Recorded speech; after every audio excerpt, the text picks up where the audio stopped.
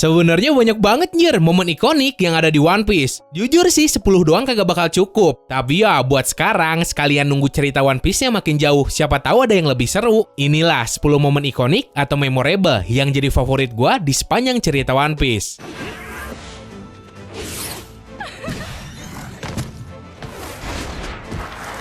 Kayak biasa, kalau lu doyan sama pembahasan ini, wajib banget dong lu like terus share videonya ke player yang lain. Terus buat yang belum subs, lu bisa langsung tampar aja tombol subsnya. Karena kalau gitu, gua juga jadi makin semangat bikin videonya. Nomor 1, pengorbanan Roronoa-Zoro, Thriller Bark Story Arc. 36ポンドゾ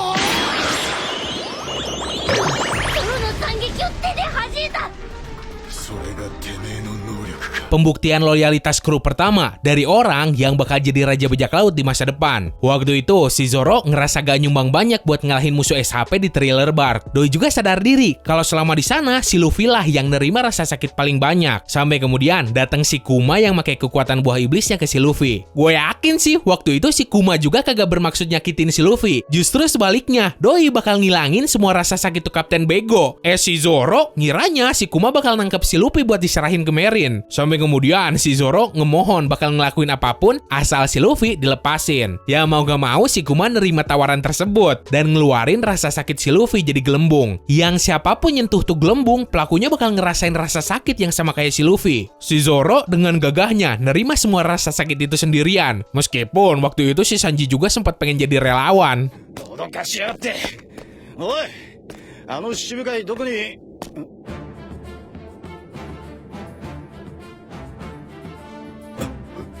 なんだこの血の量は Nomor 2, Luffy mukul Tenryubito plus Rayleigh ngeluarin Haki Raja. Sabao di Story Arc.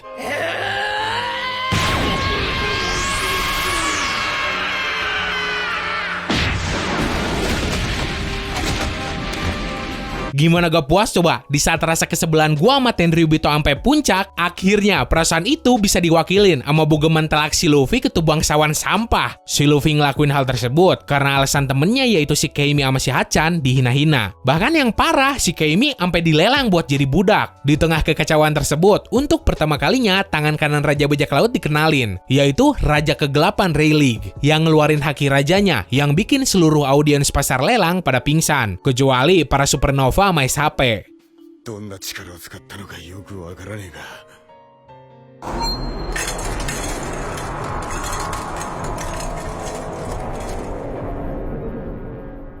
Nomor 3, pengorbanan Zeff buat Sanji, berarti Story Arc.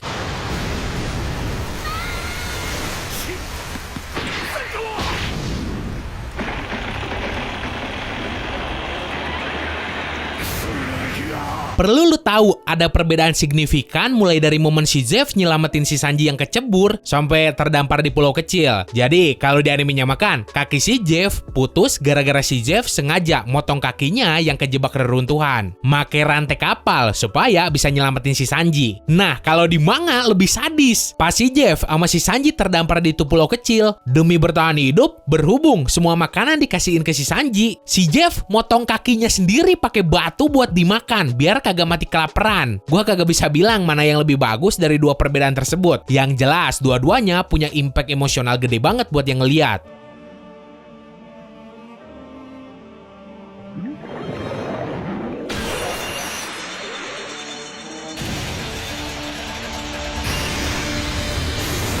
Nomor 4, keinginan Nico Robin, Enies Lobby Story Arc.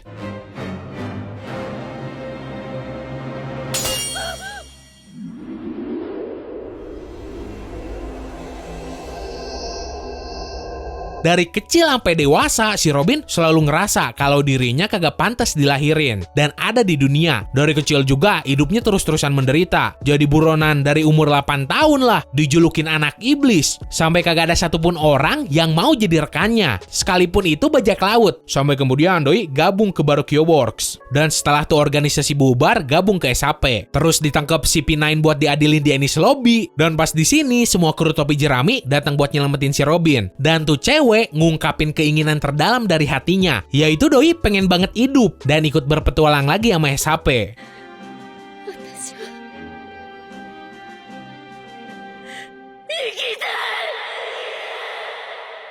私も一緒に海へ連れてって。 Nomor 5, eksekusi Monkey D. Luffy, Loguton Story Arc. 処刑って初めて見るよ。君を処刑するんだよ。ふざけんな。てめえがふざけんな。 Selangkah sebelum masuk Grand Line, waktu itu bajak laut topi jerami singgah di sebuah pulau yang dijulukin sebagai pulau awal dan akhir, Loguton, tempat yang jadi kampung halaman sekaligus tempat eksekusi Raja Bajak Laut. Waktu itu kan ceritanya kelompok Shibagi masih ngeburu si Luffy karena pengen balas dendam. Pas si Luffy pengen ngeliat podium eksekusi, Shibagi berhasil nangkep doi dan hampir aja pedang nebas leher si Luffy. Untung waktu itu ada petir yang nyamber mereka berdua. Berhubung si Luffy karet, jadi yang hangus cuma Shibagi doang. Gue yakin sih waktu itu tuh si Dragon yang nyelamatin. Di momen ini juga sebenarnya ada si Bartolomeo yang nonton, tapi belum dimunculin di ceritanya. Dan yang jadi ikonik tuh senyuman si Luffy sambil bilang maaf kalau dirinya mati duluan ke krunya yang lain. Ore, shinda.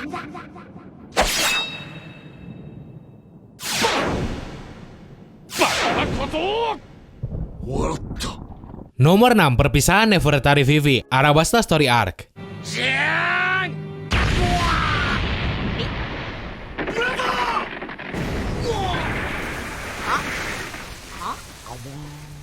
Usopp, Omega, sugee na. Biarpun si Vivi kagak lama jadi kru topi jerami, tapi tetap perjalanannya di situ dikenang semua kru yang lain. Apalagi pas di Arabasta, mereka semua bertarung bareng ngelawan ketiranian si krokodil sampai akhirnya pada menang. Momen perpisahannya setelah masalah di Arabasta kelar lah yang ngena. Bahkan momen ini gak jarang sampai diparodiin anime lain. Momen angkat tangan kru topi jerami buat nunjukin tato tanda silang ke si Vivi bikin gue merinding banget. Hal itu tuh bermakna, biarpun raga mereka terpisah jauh, ikatan pertemanan di antara mereka kagak bakal pernah putus.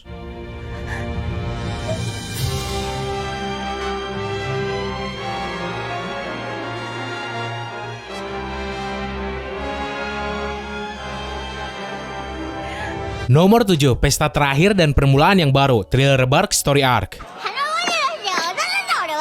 よちょっとお待ちを。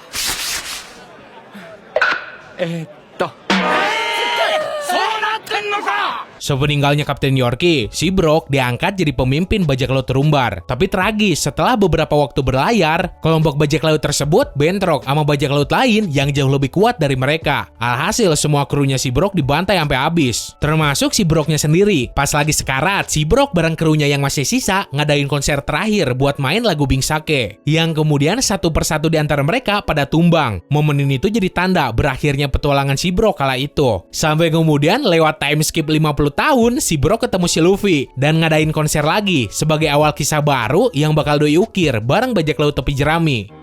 Torio.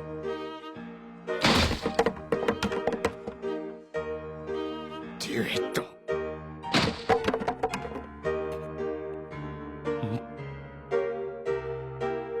Nomor 8, pengorbanan Dr. Hiluluk, Drum Island Story Arc. 僕の旗を掲げた男に不可能はねえ。そう教えたよな。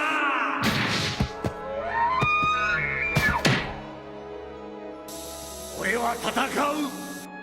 海賊のように。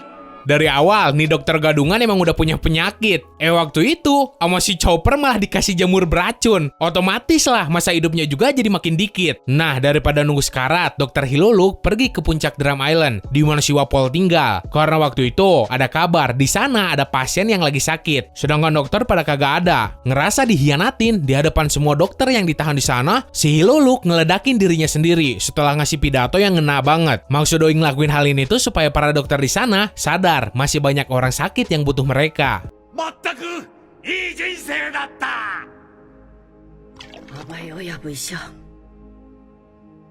ありがとよ、チョッパー。 Nomor 9, pembakaran bendera pemerintah dunia, Enies Lobby Story Arc.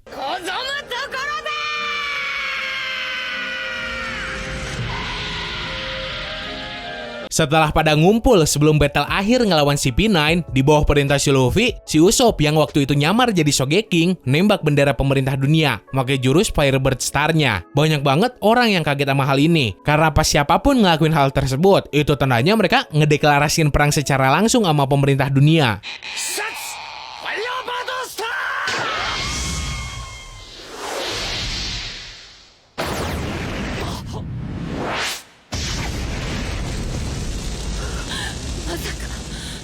Nah, sebelum masuk nomor 10, di sini gua bakal ngasih tahu lo beberapa momen ikonik lain yang ada di OP.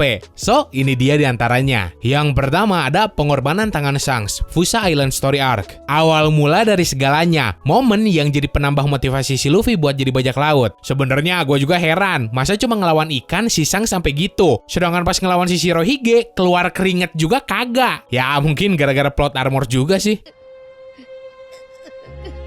おい泣くなよ男だろだってジャグズ腕が Selanjutnya ada pembunyian lonceng emas Skypiea Story Arc. Demi ngasih tahu si Cricket yang selama hidupnya difitnah keturunan pembohong gara-gara si Nolan, si Luffy ngebunyiin lonceng emas raksasa yang ada di Skypiea supaya jadi bukti kalau kakek moyangnya si Cricket dulu emang beneran nemu pulau yang isinya emas semua.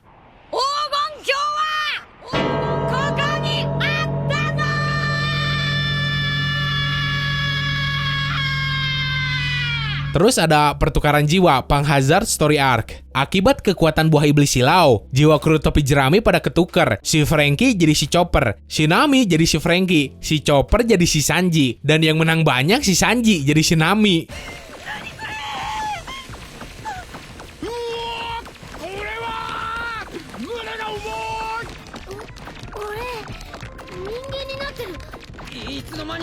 Berikutnya ada pembuktian dominasi kekuatan Fishman Island Story Arc. Ketika kelompok bajak laut topi jerami dihadapin sama pasukan si Hoodie yang terdiri dari 100.000 orang, dengan bedesnya si Luffy ngeluarin haki raja yang bikin pingsan 50.000 orang dari pasukan tersebut.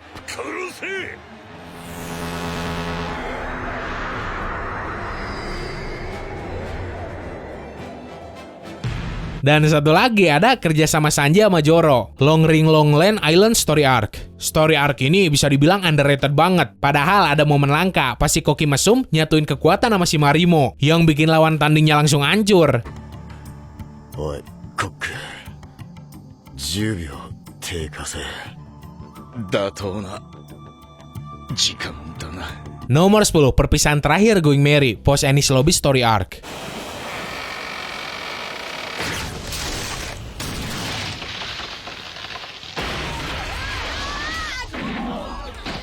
Lu pernah gak nangis cuma gara-gara benda? Ya gini nih, sekalinya One Piece bikin cerita sedih, pasti bikin baper. Karena kerusakan yang diderita kapal Going Merry udah parah banget. Setelah pelayaran terakhirnya, ngejemput kru topi jerami dari Enies Lobby, tiba-tiba lambung kapal Merry kebelah dua. Di titik ini, tuh kapal udah kagak bisa dibenerin. Kecuali ngebangun ulang dari awal. Sampai kemudian semua kru topi jerami termasuk si Usopp sadar. Udah waktunya Merry go istirahat. Di tengah upacara penenggelamannya, muncul suara dari roh yang bersemayam di dalam tuh kapal yang bilang terima kasih. Pas di sini gue juga ikutan mewek anjir.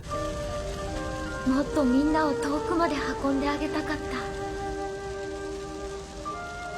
ごめんね。ずっと一緒に冒険したかった。Oke, segitu aja buat hari ini. Ingat, daftar ini cuma berdasar dari pendapat gua semata. Jadi, semisal ada yang kagak sama selera lu, jangan salahin gua. Kalau mau ya, lu bisa bikin list lu sendiri di kolom komentar. So, semoga lu enjoy dan bisa nambah informasi lu seputar dunia One Piece. Sekian dari gua, sorry kalau salah-salah kata. Bye!